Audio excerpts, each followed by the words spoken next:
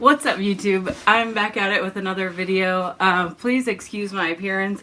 Just FYI, I typically wear gym clothes every day, and I typically will repeat outfits because I'm more focused in my day-to-day, like on my actual workload and getting my workouts in than I am, do I look cute? Do I want to do a full face of makeup? Like, does it make sense? Or is it better just to get straight into my daily routine? So please excuse, you will see a lot of repeat outfits. That is on purpose. I batch my work and I also repeat, basically wear what's comfortable on my day-to-day so I don't have to think about it.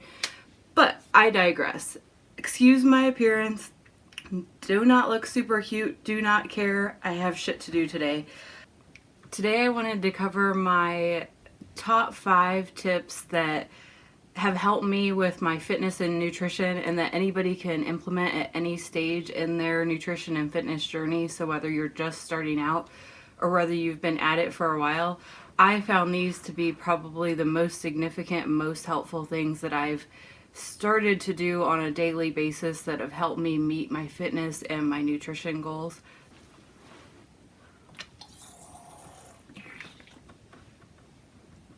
Tip number 1, water consumption. So, no joke, I like these Gatorade bottles, not so much for when I'm at home because it's a lot of air, you know, squeezing through these, but when I'm at the gym, I love this. I drink one of these during my workout and then one after my workout.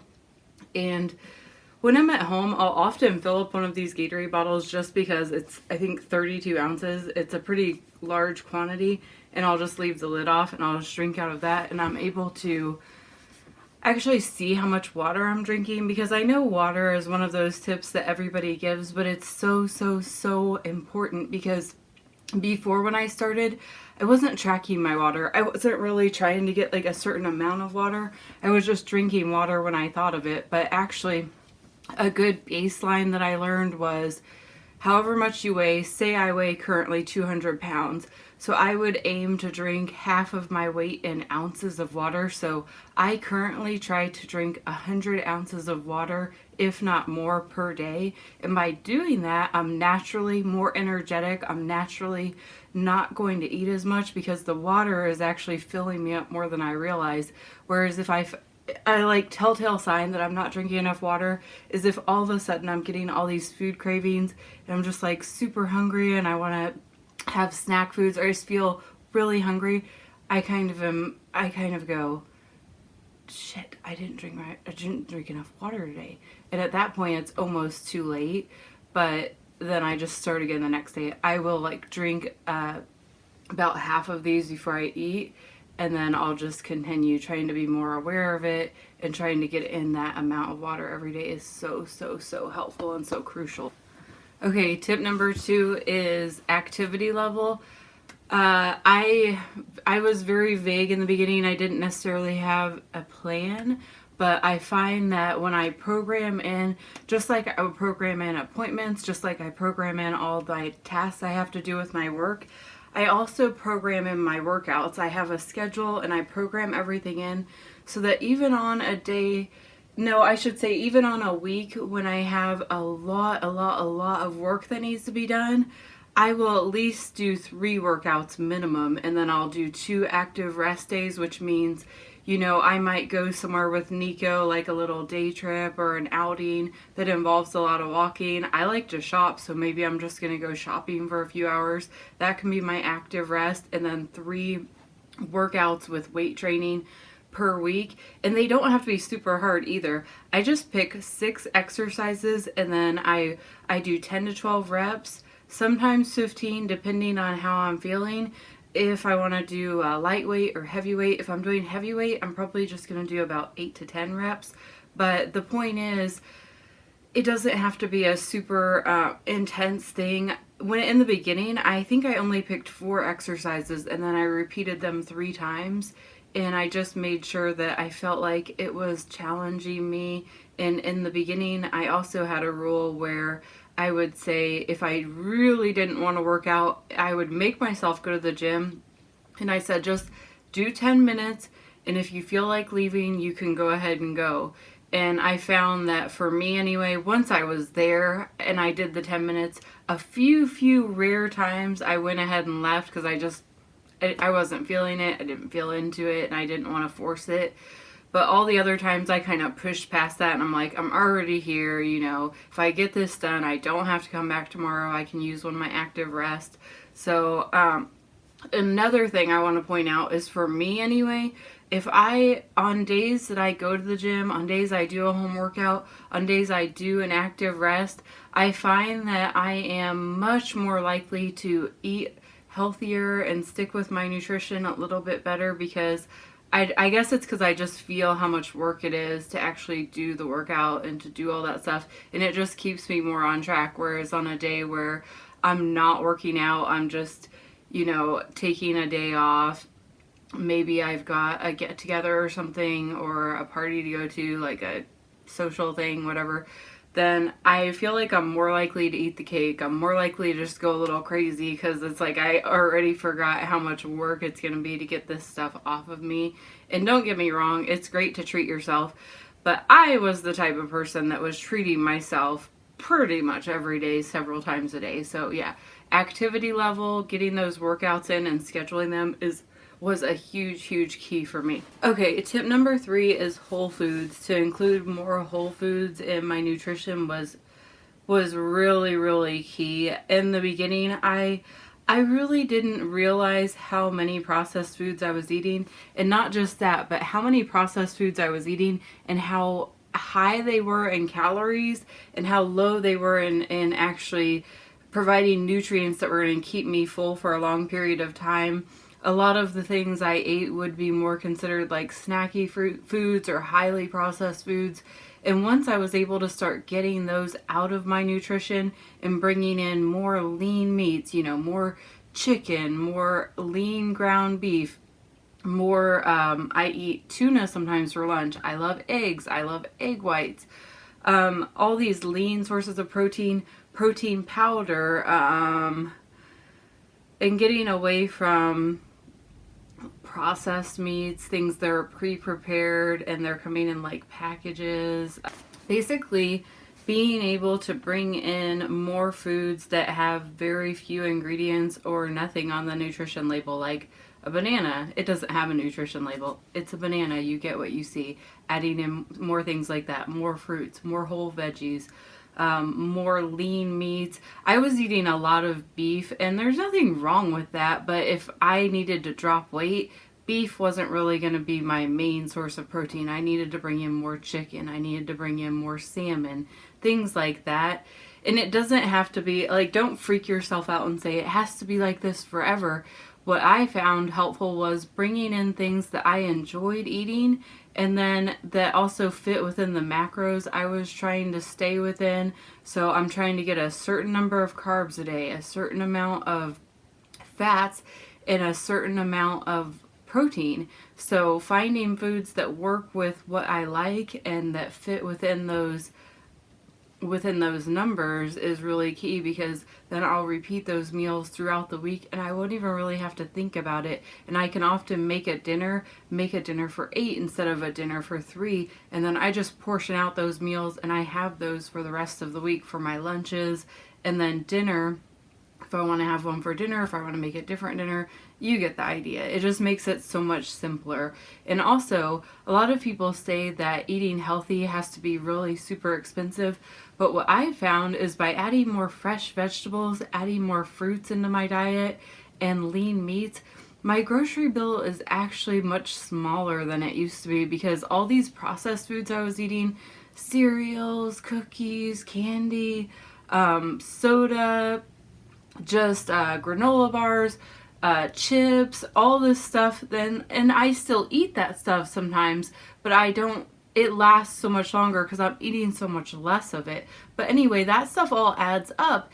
$4 here, $5 here, $6 here, and none of it was actually keeping me full. So I was just like consuming so much of it while I was eating. I was like watching movies, watching TV on the side, and it really wasn't keeping me full. So that was money kind of wasted.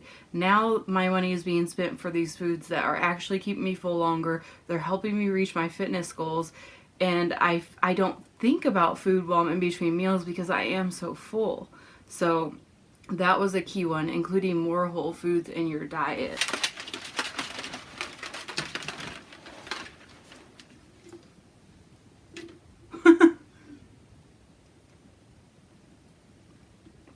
I accidentally shook that without having the lid shut. Classic. Yeah. Tip number 4, protein. Yeah, protein is really, really important. It's one of those things that I was definitely under consuming on protein, and I was over consuming on carbs and fats, which I think is pretty common, especially among women. I would recommend going on, and I'll leave a link in the description to the one that I found, but I would recommend going online and typing in macronutrient calculator, typing in your current body weight, your height, whether you want to maintain, lose weight, yada, yada, yada, build muscle, stay the same. I think it gives you those 4 choices. Anyway, do that and then see how much protein it recommends for you, because mine is around 171 to 189 grams of protein a day. I actually have never been able to consume 189 grams of protein a day, but I have been able to do 170, so I kind of stick with that. And on a day that I can't meet that, I make sure that I'm not over consuming on the other two, the carbs and the fats, because when I make the protein my priority, like I'm gonna get my correct serving of proteins, even if it's off by a few grams, over by a few grams. If I'm aiming for that 171 number and I come anywhere close to it, I am going to feel so much better for the day. I'm going to feel so much more full, again, more energized. Maybe not more energized, but I'm definitely going to feel more full. I'm going to be making better choices with my carbs because I'm not going to have all that extra hunger that I'm trying to satiate. And then overcompensate with carbs. So so many people probably relate to this. I actually don't like the taste of protein powder, but I do drink protein powder because I often can't hit that goal if I don't, especially on a day where I'm working and I'm going to the gym.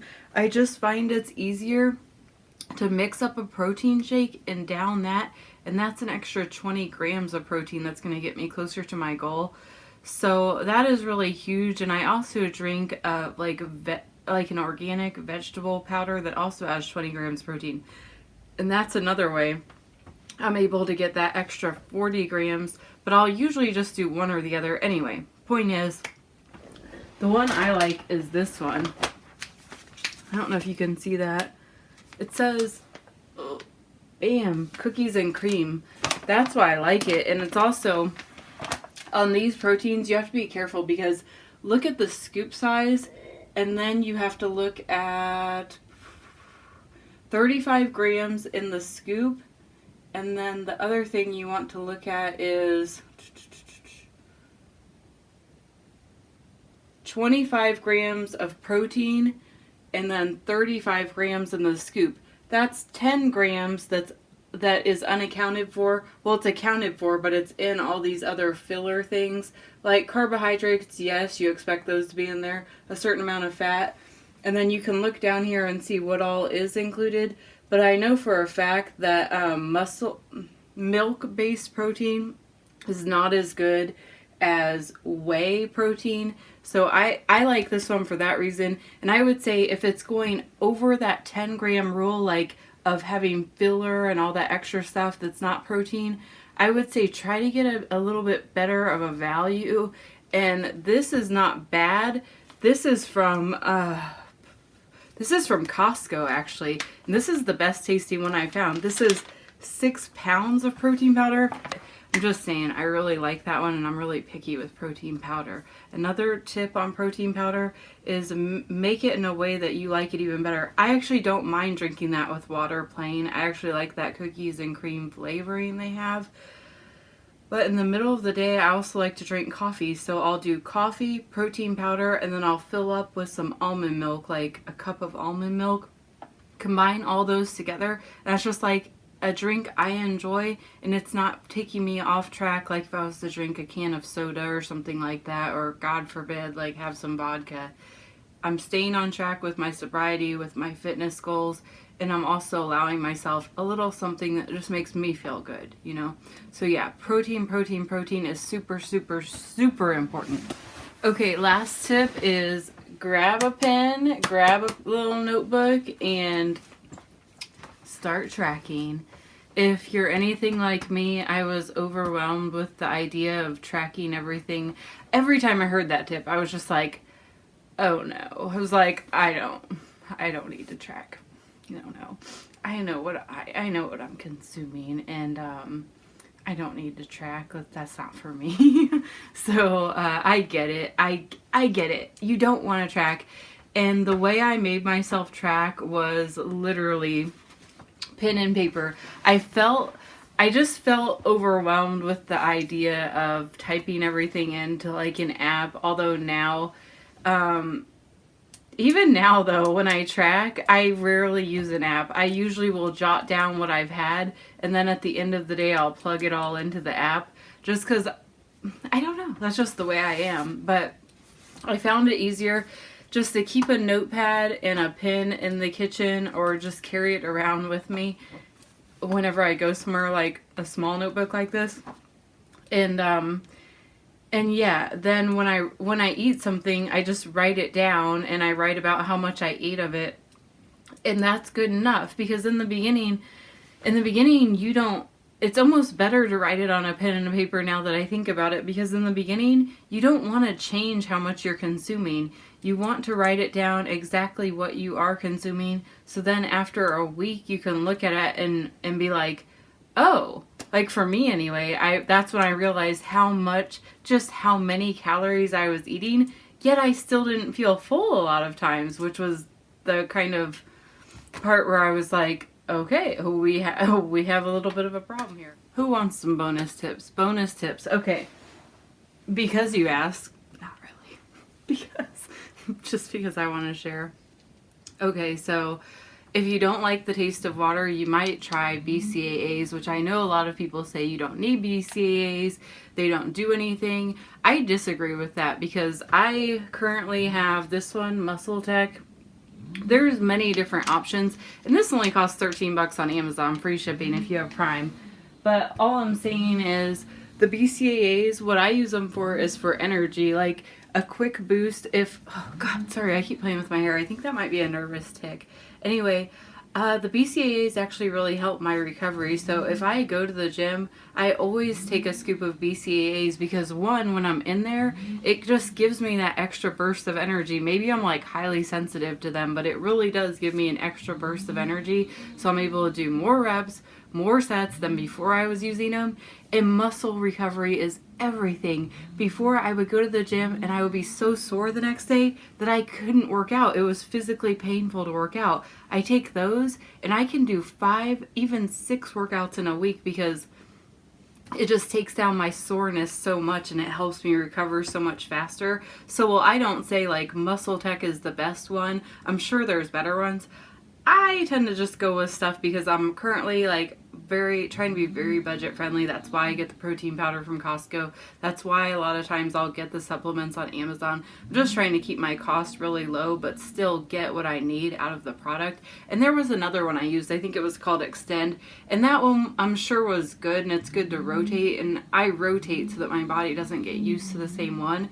But I didn't like the flavor of that one. I love the flavor of that one, so that one's probably not as good for me, but I really, really like it. And it helps do what I need it to do, so I will continue to get it, and I'll try other ones to rotate so that my body just doesn't get used to it.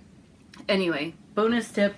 Also, if you are a late night snacker, and this is kind of gross, but if you can see, apple cider vinegar, I will just pour a little swig of this, and I'm kind of heavy-handed, you know. We all know that's where that came from. But I'll pour a swig of this into my water late at night, and it helps curb those cravings, like those hunger pains, because I've always been a midnight snacker, and it's probably been like that since for a really long time, especially like when I got clean and stuff like that. I'm not counting when I was using. I've always been a late night eater and I make bad choices late at night. So this helps because it literally tastes so bad that it like takes my hunger down probably 5-10 notches to the point where I'm like, okay, I can just like not eat for the rest of the night. I'll just drink the water. So kind of gross, but it's helped me tip. Bonus tip. Okay, so I'm gonna wrap it up for today. I hope that you found this video helpful. Now I just got distracted. So thank you so much for watching, and until next time, I will catch you later. All right, stay strong.